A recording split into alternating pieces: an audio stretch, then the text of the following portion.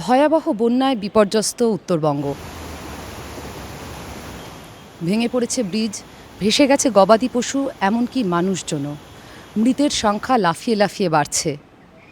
এরই মধ্যে নিজের প্রাণ হাতে নিয়ে মানুষের চিকিৎসায় পৌঁছে গেছেন একদল ডাক্তার।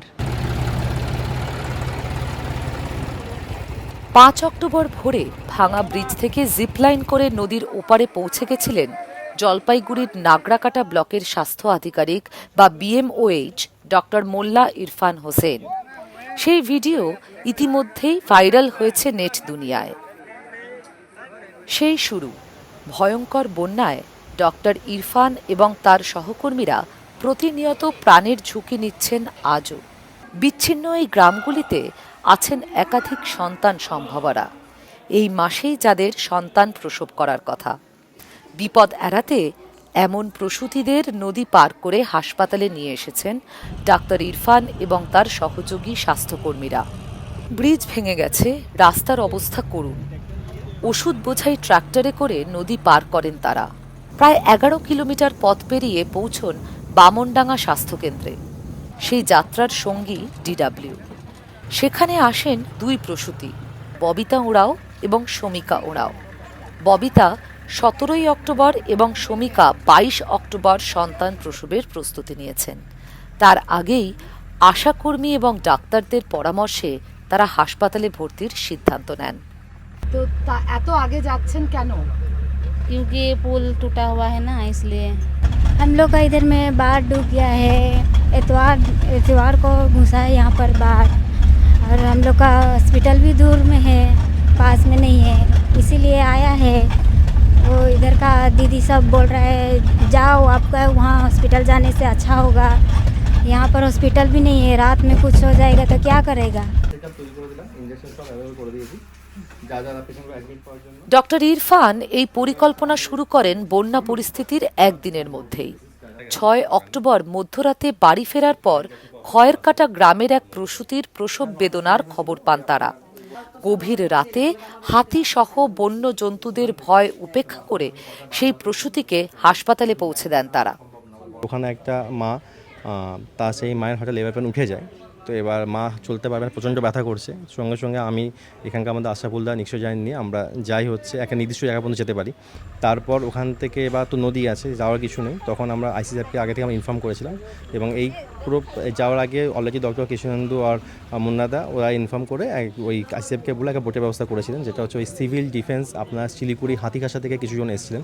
তো ওই দাদারা মিলে এবং আমরা দুজন মিলে আমরা তখন নদী ক্রস করার পর অ্যাকচুয়ালি আমি আপনাকে আগেই বলেছি 3টে এরিয়া ফরেস্ট এরিয়া। তো মেন যেটা আমাদের তখন মানে একদিকে ধরুন যেটা ভয় লাগছে যে মা যে আসবে, মাকে যে এতটা আনতে হবে যাতে কোনো রকম প্রবলেম না হয়, কারণ মা পারবে না। আর ওই জায়গাটা কি হাতি, চিতাবাঘ আর সাপের এরিয়া। তারপর আমরা পায়ে হেঁটে ওই জায়গাটা টোকে রাতের অন্ধকারে গিয়ে তারপরে মা আসে, মাকে আমরা স্ট্রেচারে তোলার পর রাস্তাটা পুরো স্ট্রেচারে করে নিয়ে এসে আমরা বোটে নিয়ে তারপর শুল্কাবাতে নিয়ে আসি। তারপরে মাকে এখান থেকে মালবাজারে পাঠাই।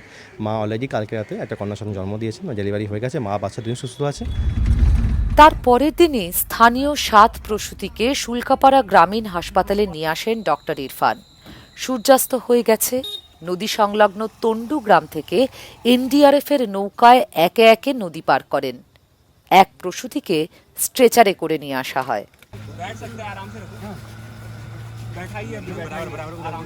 কেবল প্রসূতিদের নয়, জরুরি স্বাস্থ্য পরিষেবা দেওয়ার জন্য বামনডাঙ্গা স্বাস্থ্যকেন্দ্রকে সাময়িকভাবে ছোটখাটো হাসপাতাল বানিয়েছেন ডক্টর ইরফান।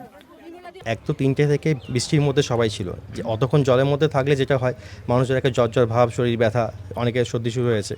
আর সবচেয়ে বড় কথা হচ্ছে এরিয়ায় মানুষজন এই যে ধরুন বাড়িঘর ভেঙে পড়েছে, সব ঘর থেকে বেরিয়েছে, তো তাদের হাত পা কেটে গেছে, তো তাদের একটা emergency first aid treatment, dressing করলো, এইগুলোই আমরা প্রথমে করেছি। স্বাস্থ্যকেন্দ্রে আপাতত 2 জন ভর্তি।